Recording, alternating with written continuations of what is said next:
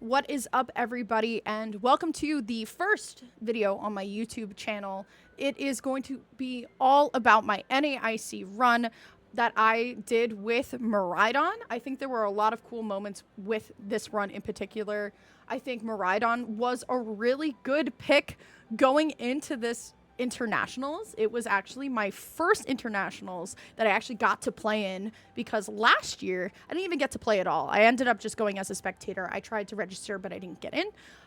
In this video, we are going to be talking about why Miraidon, why my list, a lot of the matchups I played, how the run went just in total. And to be quite honest, I'm also streaming this live on Twitch because I'm very nervous and I don't really know how to make good YouTube content. So I figured that this, while it's still kind of fresh in my mind, that I would be able to kind of just, make a nice little wrap-up video of the event, anything that I thought of. And, if you guys like the content, feel free to like, comment, and subscribe. Let me know what type of content you'd love to see from me. I think going into next season is the perfect time to jump onto the content train.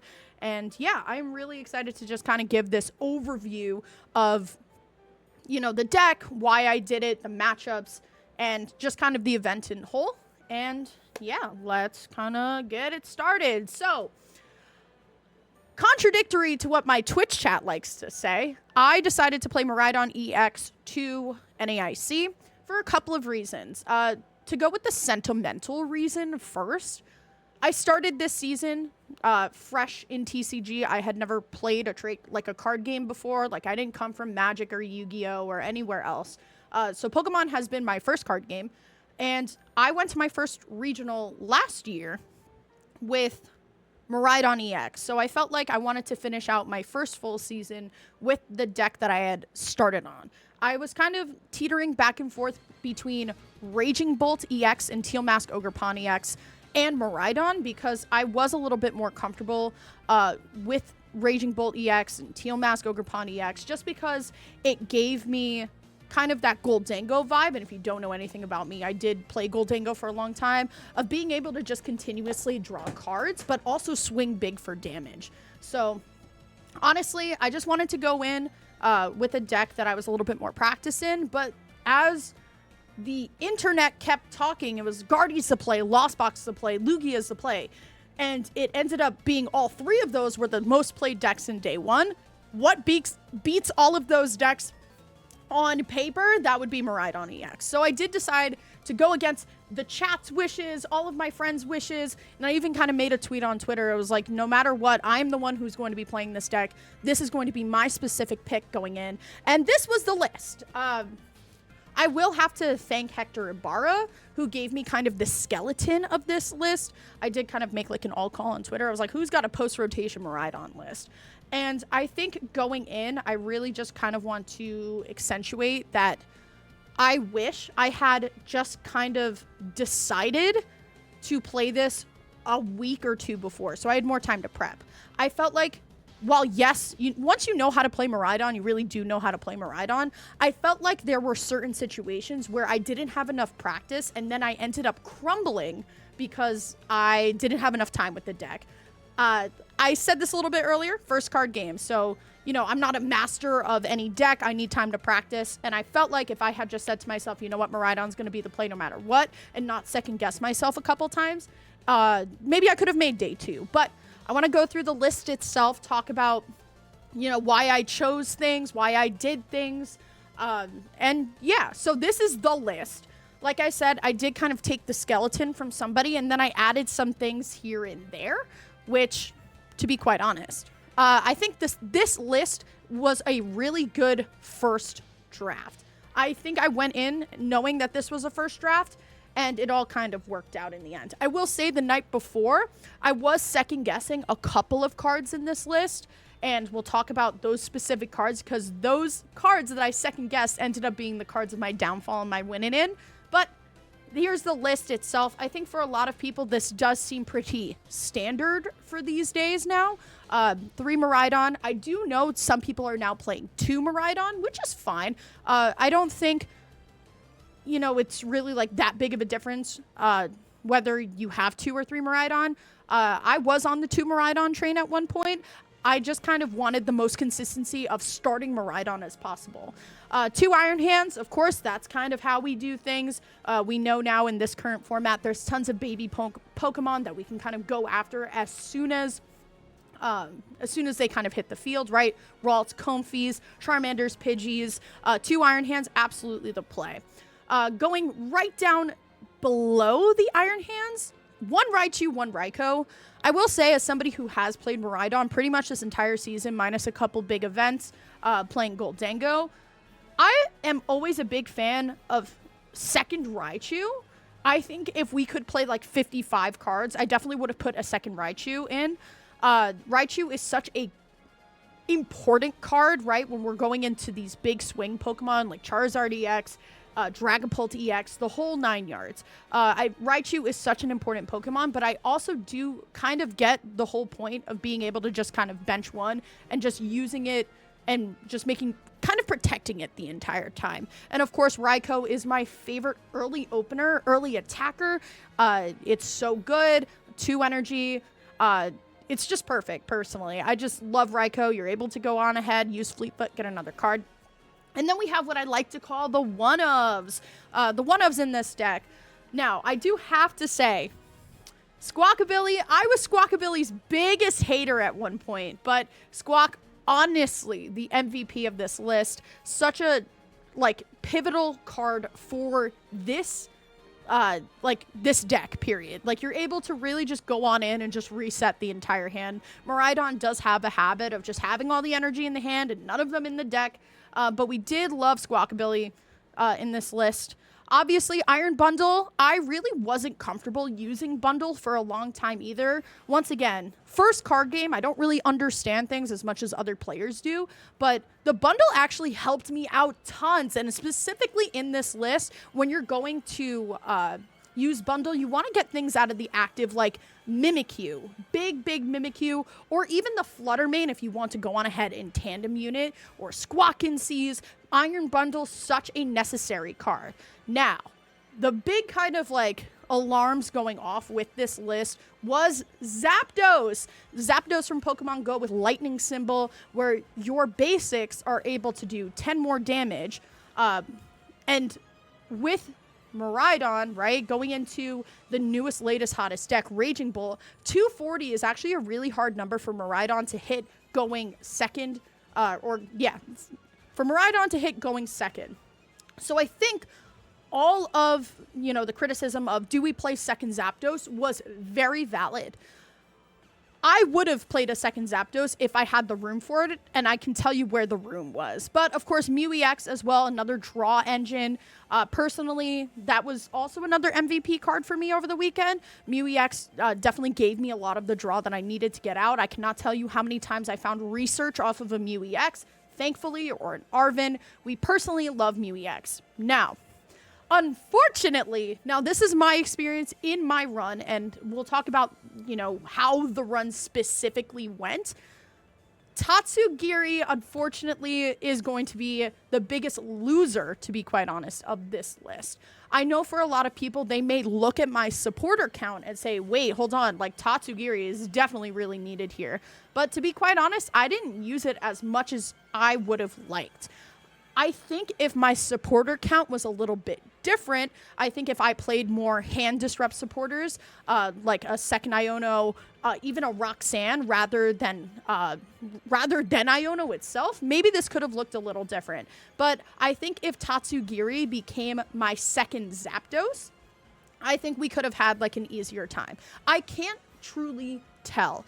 Like I said, this was kind of all right, well, I know how to play Miraidon. I'll just, take the skeleton from somebody else and kind of move it around, and then I'll figure it out along the ways. But if I had to cut one card in the Pokemon column, I think it would be the Tatsugiri for second Zapdos. Only in this meta, though. Just because Raging Bolt is so popular. But that's it for the Pokemon. Like I said, second or third Miraidon could have went. I don't know if Tatsugiri was the right play. Once again, we see all these lists from Japan that play Tatsugiri. We get the whole point of it, right? We have Rescue Board. It's that free retreat. We're able to find those supporters. And with my big supporter line that I did decide to play, could have been the play, could not have been the play. It is what it is. But that would definitely be my cut. All right. Moving on over to the right of the Pokemon, we have my supporter line. So this is very interesting because I had a lot of people critique how many supporters I played in Miraidon. I think a lot of people were leaning more towards actually flipping it of 4 Professor's Researches and 3 Arven. Personally, if we are going to play a list with this many tools and this many items, I am never going to play more research than Arven, right? Just having access to Electric Generator is really important to me. Having access to go on ahead and get Forest Sealstone instantly, getting a Rescue Board, getting a Bravery Charm, all of these things are really, really important. So I'm always going to advocate for 4 Arven rather than for 4 research, is just because the draw doesn't save you, right? The items do, the generators, right? We want to just go on ahead, hit those generators as fast as possible. And that was kind of my goal. I will say, just from my practice with Miraidon on stream while my chat was being haters, I did cut 1 boss, but I did decide to play 3 boss.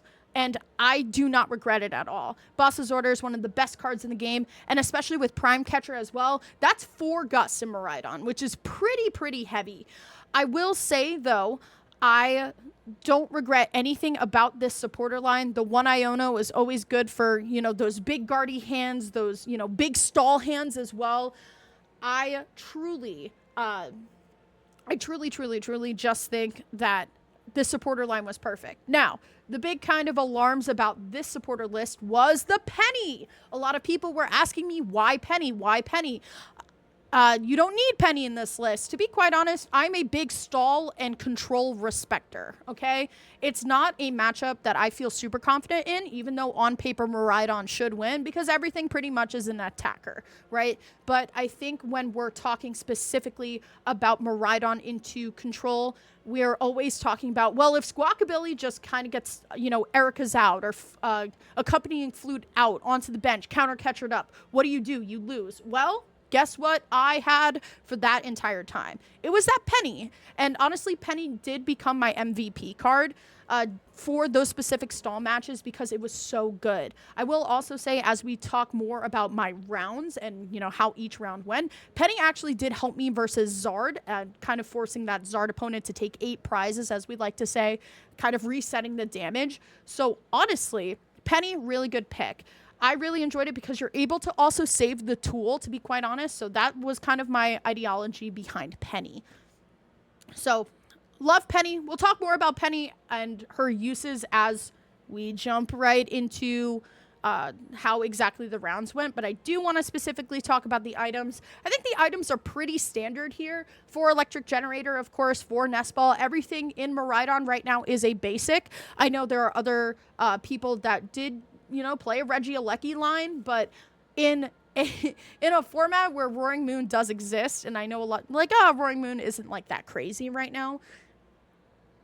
Benching a 3-prizer is always very nerve-wracking for me, so I decided not to go the Regieleki VMAX route, and just kind of, play all basics. So having 4 Nest Balls when you're playing all basics is really important.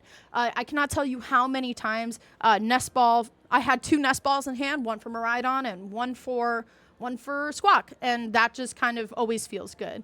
I think the tool count is pretty normal, right? 2 Rescue Board, 2 Bravery Charm, obviously. You want to be able to bulk up your Pokemon, so cards like Guardy, for example, with Drifloon and Screamtail, they have to attach more in order to get those KOs. So, Raiju can tank a hit from Burning Darkness, for example. I will say some of the tech I do have here is the second Switch card. I cannot tell you how much of the MVP the tool line was for second Switch card. I'm going to be honest. A lot of times, and we'll talk about it when we get into rounds once again, I started Iron Hands way too much this tournament. Oh my goodness. Starting Iron Hands is miserable. Miserable. I cannot tell you how many times it was Arvin for Switch Cart or for Nestball Forest Sealstone, Nestball Tandem Unit for Raikou or Raichu, and then Forest Sealstone for a Switch Cart. Like, it happened too many times. Those games definitely were losses, but I don't regret second Switch Card, especially, once again, stall as a parent. You do get that heal. It also always feels nice, especially when you are super ahead, and then they go to counter catch or something like a Iron Hands, and you're able to just kind of put it back on the bench so those electric generators can apply. My one-ofs, of course, Heavy Baton, definitely super important. It was kind of my key winner into winning both Charizards, by the way. Miraidon Charizard, hardest matchup ever. I still cannot believe that I was able to pull that off. One Ultra Ball, I don't know how I feel about it, to be quite honest. I understand why it is there. Of course, knowing the ball search is really important, especially for control, right? Getting Squawk and Tatsugiri out of the play, or out of the game because of... Echoing Horn is gone. I will say neither of the control lists I played did play Mantine, but I did just kind of...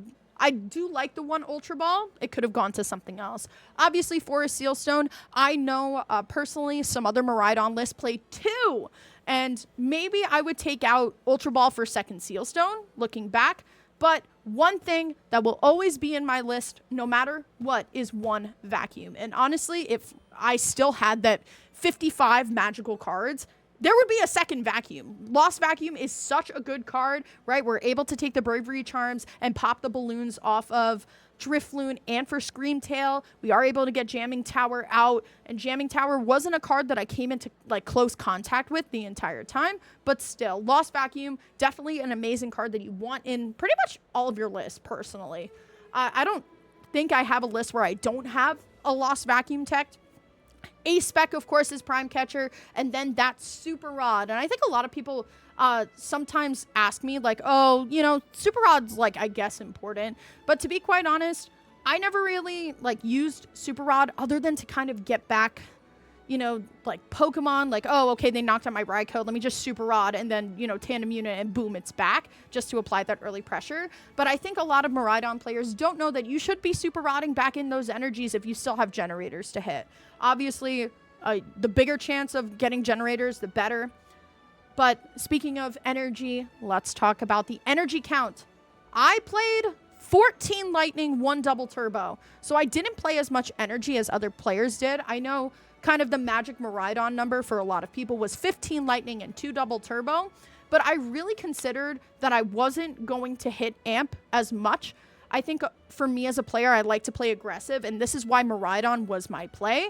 But I was like, oh, well, I'm never just going to, like, go for Amp every single turn. Like, that was just something that I had told myself.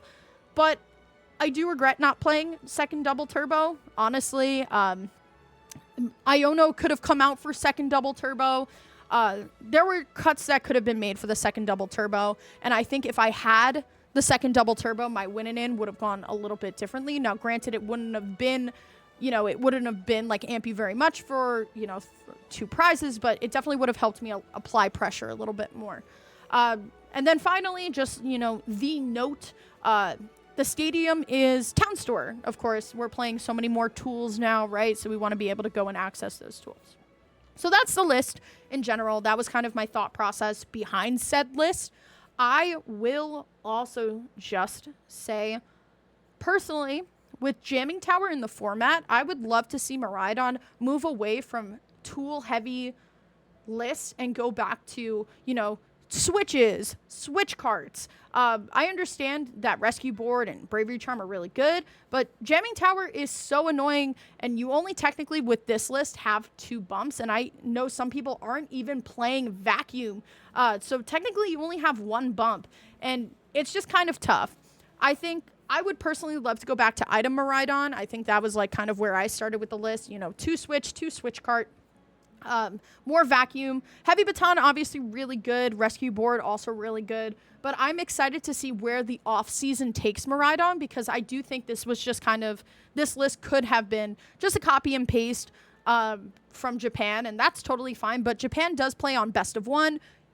over here we play best of threes. So I would be interested to see where kind of the meta goes for Miraidon. I still think Miraidon is a great pick. I mean, Lost Box just won North America International Championships, and I'm interested to see where it's going to go. Okay. That was 20 minutes about talking about the list and why I played the list.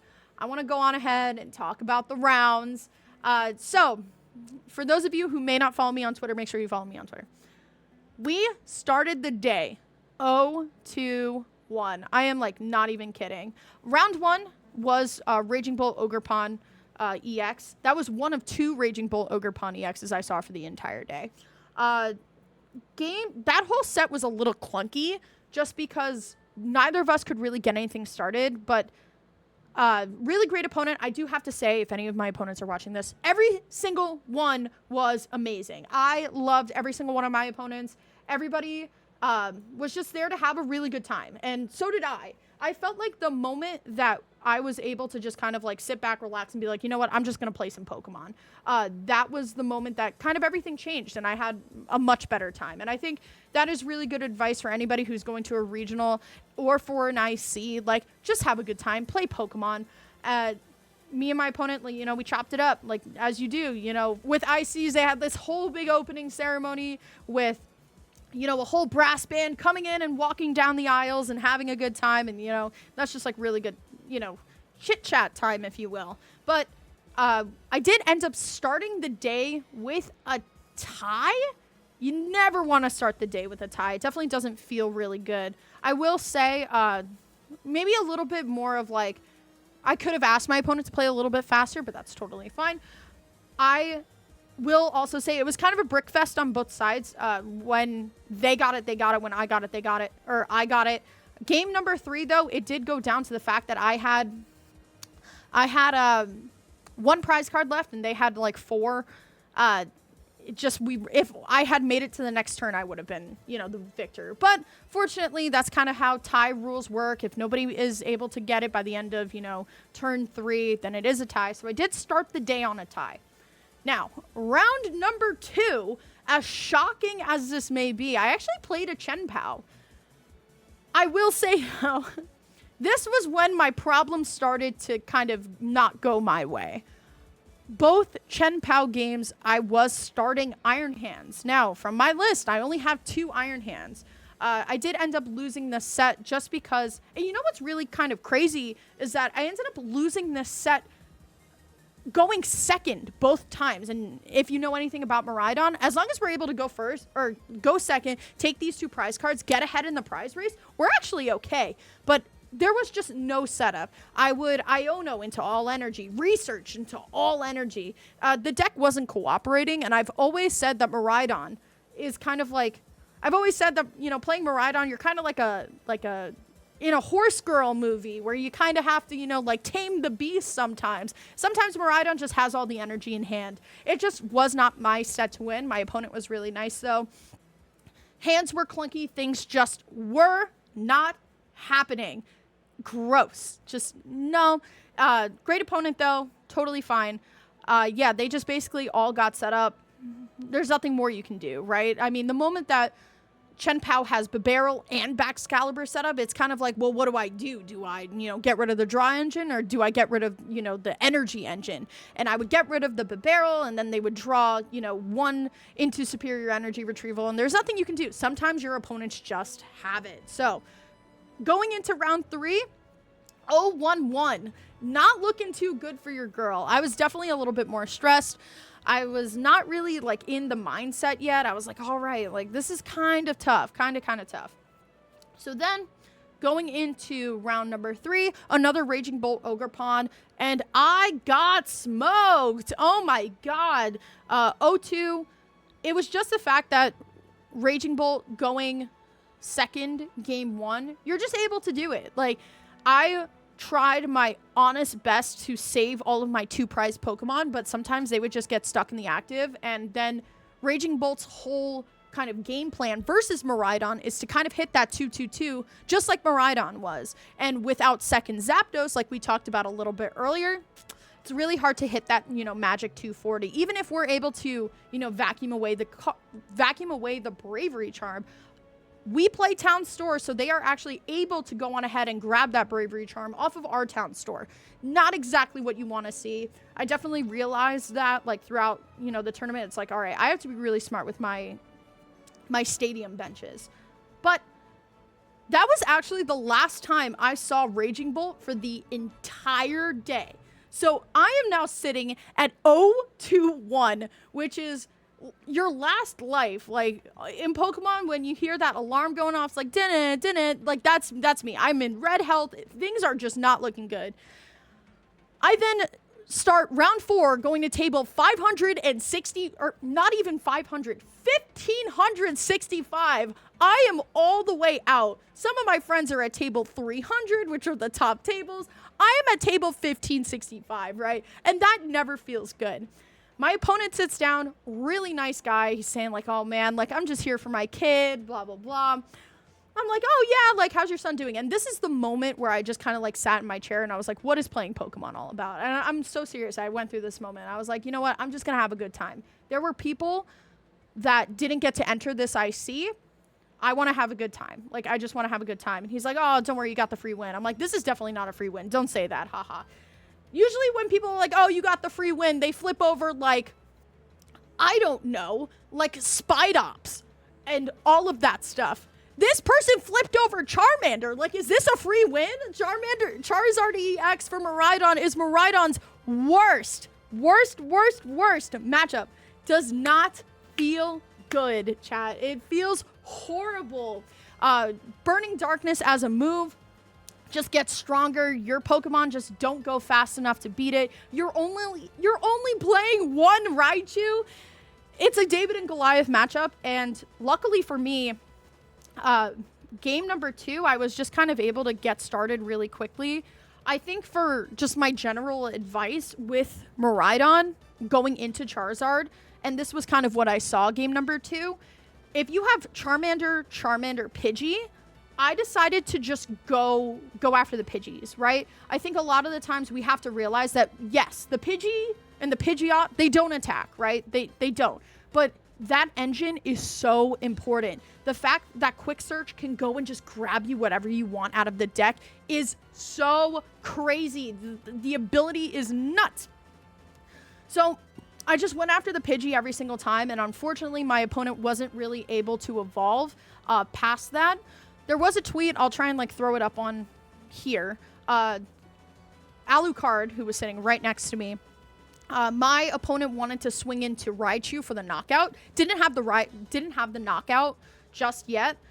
So I asked him if he actually wanted to take it back. Once again, here's the thing, guys. It's Pokemon cards at the end of the day. We are, 20, 30, there are parents here. We're here to just play some Pokemon. I was just having a good time. I asked him if he wanted to take it back. He said no. I said, okay. All right, you got it. So, he did swing into Raichu. Raichu was able to kind of get the KO onto the lone Zard there. Brings up Radiant Zard, takes the knockout, and then I Super Rod Generator back into Raikou, able to take the win there. So that was the start of the upswing. I think I had made a tweet at this point of, how am I 1-1 now at this point? My losses are to Raging Bolt and Chien-Pao, and my only win is versus Charizard. Once again, impossible matchup for Miraidon. So I already started to feel the plot armor there. I was like, all right, we're moving. I think right after that, I had played another Charizard. So I was like, all right, the Cinderella story at this point is over, right? There's no way that your girl goes on ahead and beats the second Zard. Game 1, kind of the wash that you would kind of expect from Miraidon, going for that same kind of play of like, you know what, let me just go after the Pidgeys. They were only able to really set up one Charizard, but by then I had Raichu ready to go for just, that finisher knockout.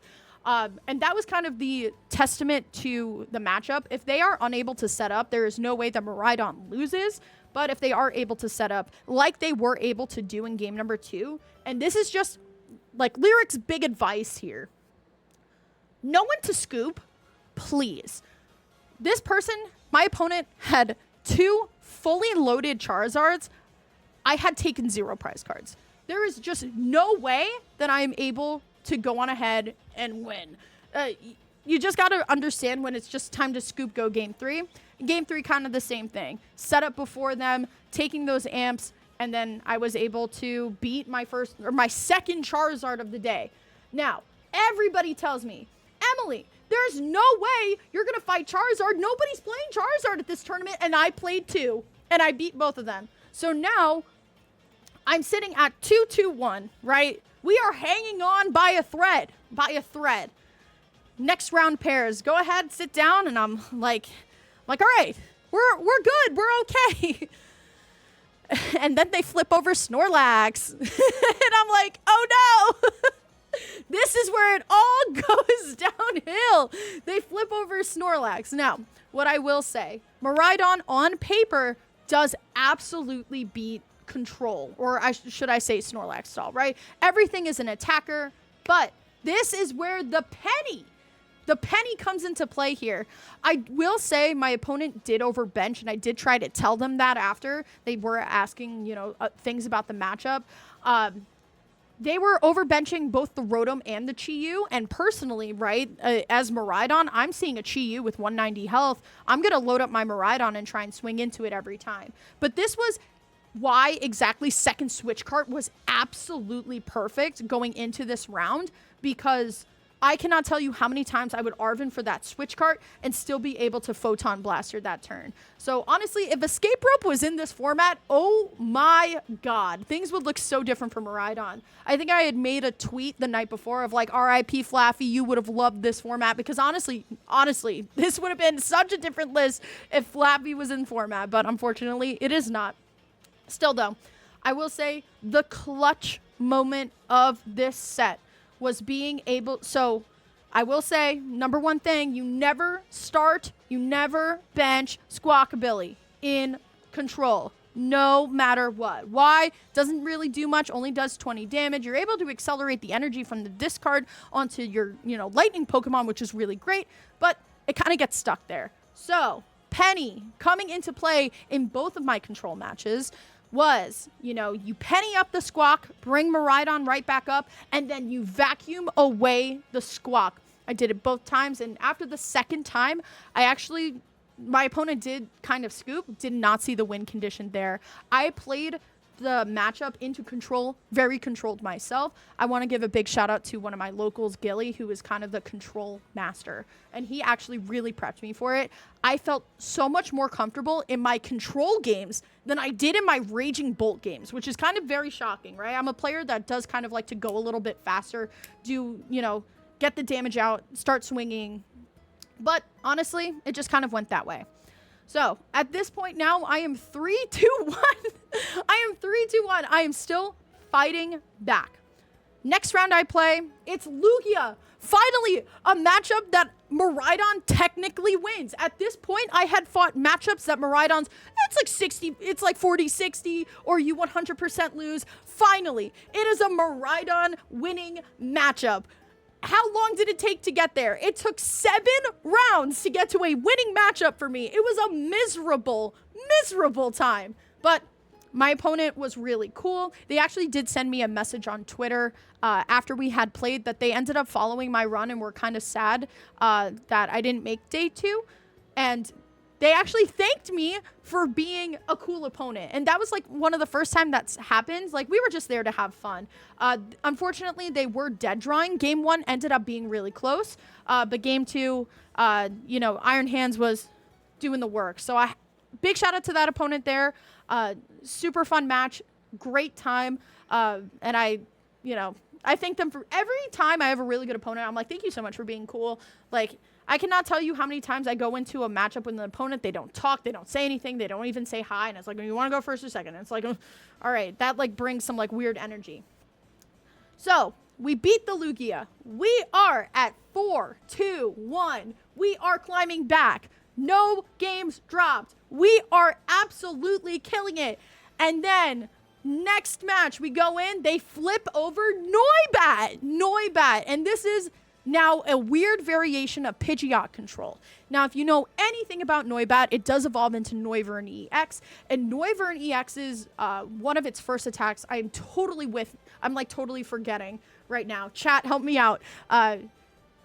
You can't get hit by basic Pokemon. Now, if you look at my entire deck, there are only Covert Flight. Thank you, chat. Thank you, chat. If they evolve into Noivern, and they get that double turbo energy onto that Noivern EX, and they use Covert Flight, it is over. It is over. There's no way. So what did I do? Same thing that I was doing with the Pidgeys. I was just going straight after the Noibats. Every single time they would get Noibat set up, go, go, go. And honestly, they did have kind of an unlucky start game number 2. They did have me go first. Or no, they had me go second. Because, you know, you want to just evolve into the Noivern as fast as possible. They did have an unfortunate, like, second game, and I was able to kind of take advantage of it. And then, boom, we did it. I am shaking at this point. 5 sets, no games dropped. Miraidon is cooking. It's cooking. We're winning. We're doing it. I am going up to, I will say, I'm very superstitious as a person. I'm going to be so honest with you all. So I kept going up to the same person every single time to give my match slip to. And it ended up being Chandler. Name was Chandler from the EU. If Chandler from the EU is watching it, thank you for being my GOAT. Ended up coming up to me on Sunday, asking me how the run ended up going. I said I didn't make it. But it was so fun to go up to that, you know. It's always such a good time to go up to that match slip table, because those people are sitting there all day. So it's like, hey, how's it going? Like, oh, Emily won again. It felt really good. So big shout outs to Chandler, who has taken all of my match slips. And now here we are. I am stressed on the winning in. Stressed. It is my second winning in. The last time I was at a winning in was San Antonio, and it was the same deck. It was Miraidon. I was like, oh man, Miraidon's redemption, but I will tell you, I was freaking out. I was panicking. I had finished the round before a little bit like too quick, so I ended up doing like laps. I was calling everybody at home. I was like, I'm on the winning in. I was like waiting for my locals to get up from their matches to just like be like, I'm on the winning in. Like, I freaked out. And I will say, I did the one thing I told myself not to do, which was not eat. Oh my God, I did not eat. I did not drink water. I was just not there. I think if I had just calmed down, ate some food, drank some water, sat down, calmed myself down from all of this anxious energy, it would have went a different way. But in hindsight. So round number 9, going up against Christian Moreno, obviously an amazing player, playing the first Gardevoir I've seen all day. At this point, 2 Raging Bolts, a Chenpao, 2 Charizards, 2 Stalls, 1 Lugia. Where are we at? Finally, Gardevoir, a matchup that now Penny also comes into play, right? Because we like to move damage around. We like to kind of like have these Pokemon. Game 1 went a little long. He did offer the gentleman's agreement, but I personally know from myself that Miraidon's going to finish. Period, point blank, Miraidon is going to finish. But I will say I was definitely a little anxious game 1 because I had very unconventional starts. A lot of the time I would have to squawk into Miraidon, going second, going first. Game 1 went a little bit longer because I really tried to like calm down and just breathe. But game number 2 ended up going my way really quickly, did not have the setup. And this is how I lost my winning in at NAIC. Okay, game number 3. Christian has Monkey Dory in the active, at 110, with Fluttermane on bench. That's it. My opening hand is Mew EX, Iron Hands, Zapdos, Generator, Energy. Put down Mew EX, put down Iron Hands, put down Zapdos. Draw for turn, it's an energy. Here we go. This is where I'd like to say that the magic just ran out. Both generators whiff. But I go into panic mode. I'm like, hold on. If I just get first 2 prizes, we're okay. We're okay. All I have to do is get first 2 prizes. I like how the music got so sad as I'm discussing the win and loss here. All I have to do. So I funnel for it. I burn 3 generators trying to get this first knockout. I miss it all. I'm whiffed it all. I overbench, and that is how I lose here. I have Mew EX and Tatsugiri, 1 Miraidon. No way of getting Forest Sealstone out. I overbenched, and it totally came back and bit me. I 100% regret not taking a deep breath, not shuffling a little bit better too.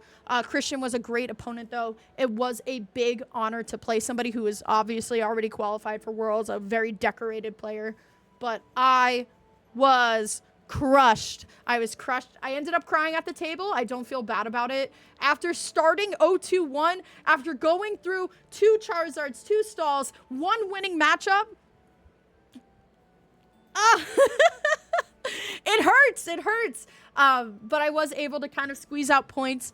My initial goal of this season was just to have 100 points. That was it. You know, I never expected to win anything. I never expected to get my Worlds invite, you know, my first try, right? There are tons of people who,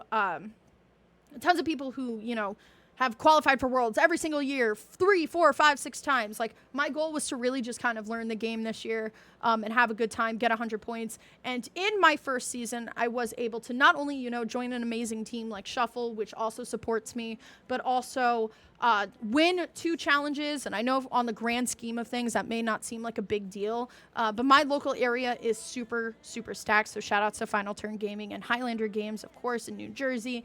We have the best players there, players that have been playing for years, multiple years qualified Worlds players. My locals are amazing. Winning 2 challenges there was really hard. I went to 8 regionals. I got points at 1. I don't regret putting my heart and soul into this game. I do not regret ending the season on Miraidon. I am so excited to see where next season goes now that I kind of have this, you know, a little bit more of a mastery on this game. I could not thank everybody who's been along with me in my journey more enough. And I am just super stoked to see where next season goes. Long live Miraidon. I'm so glad I got to prove my chat wrong. I'm so sad I didn't make day 2, but honestly, we got it next season. I am super, super stoked to be quite honest, take a little bit of a break from meta decks. If you guys liked the video, make sure you guys come on over to my Twitch channel.